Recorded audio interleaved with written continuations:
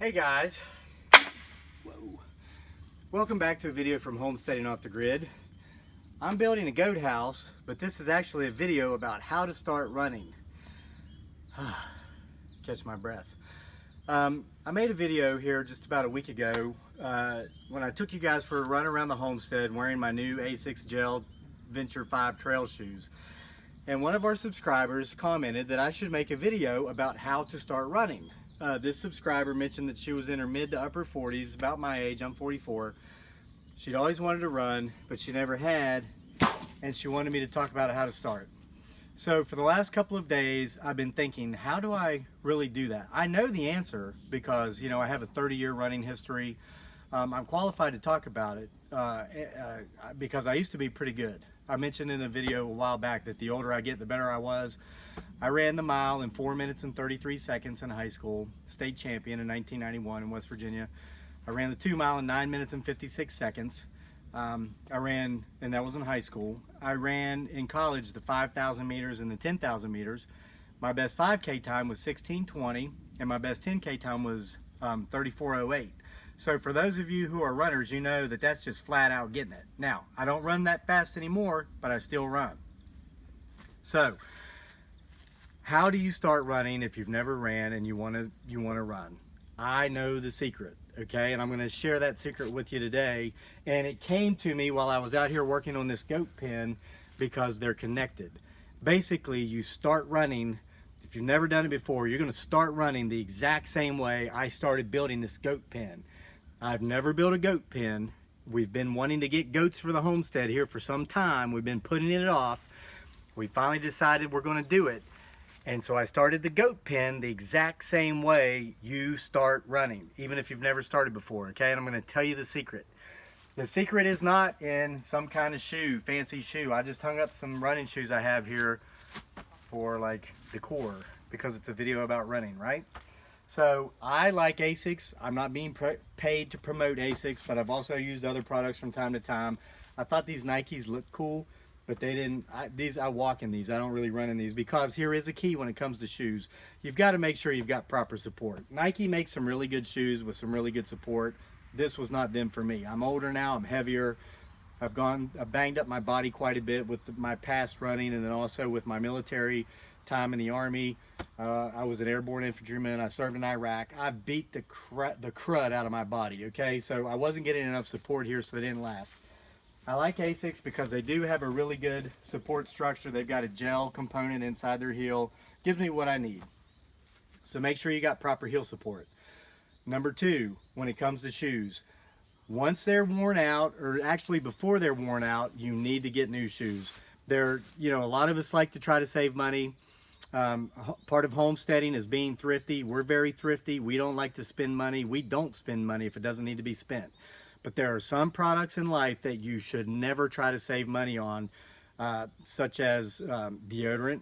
If you're buying cheap deodorant, it's probably not going to work. I've tried to save money in the past on razor blades.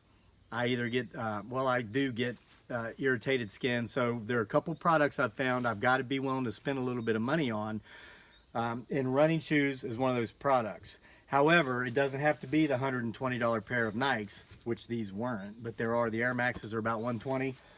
One of the reasons I really like ASICS Gel is because they do what I need them to do for me for about $70. So almost half of what the Nike Air Max cost. So, but they're good for about 200 miles, okay? Here's a good tip or a hint. Keep a journal so you know how far you're running. I know that once I get about 200 miles on these shoes, I'm going to replace them, even though they don't feel as if they need to be replaced. However, if I don't replace them and I pass that point of where they do need to be replaced without knowing it, I'm going to start having knee problems. I've developed plantar fasciitis on my right heel as I've aged.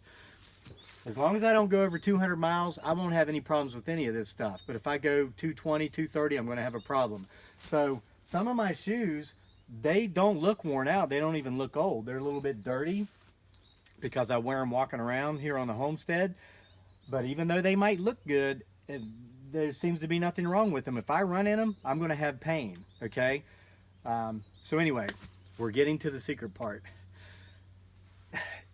You know, I told my wife, People Google how to start running, how to do this, how to do that. I think a lot of times they're looking for a secret answer that's going to make it simple.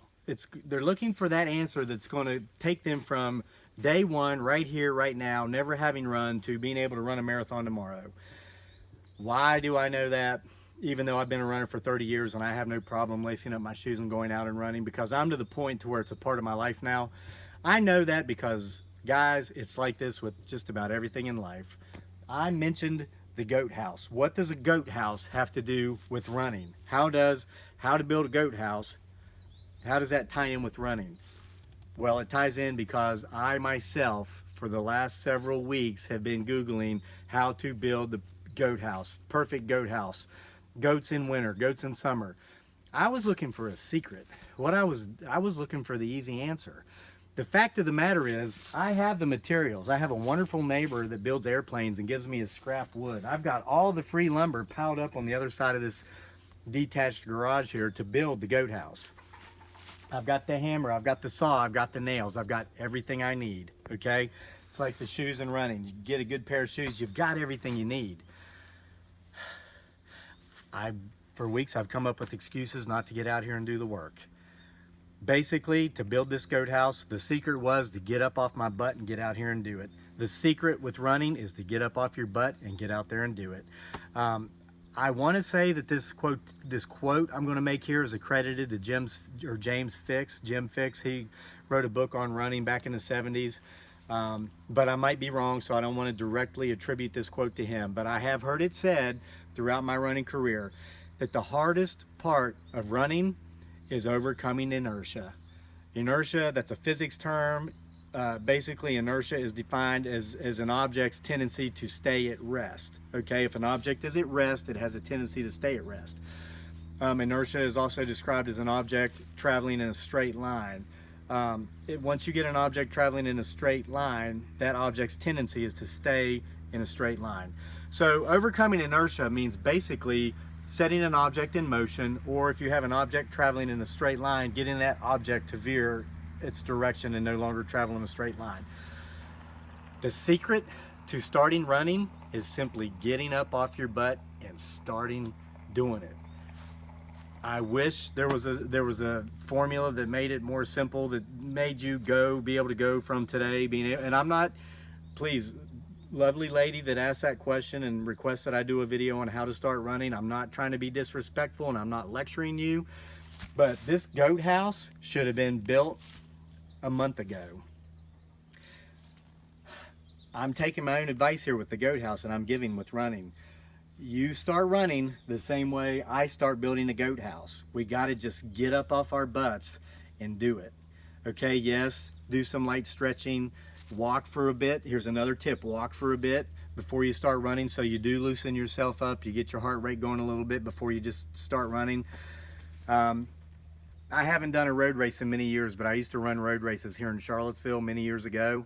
And there was a man, he was a priest, I believe, who was in his early 70s, who was still running 5Ks in 18 minutes and change. This guy in his early 70s was still running 6-minute miles, 6 minutes and change for 3 miles consecutive back to back. That's flat out getting it too, especially at that age.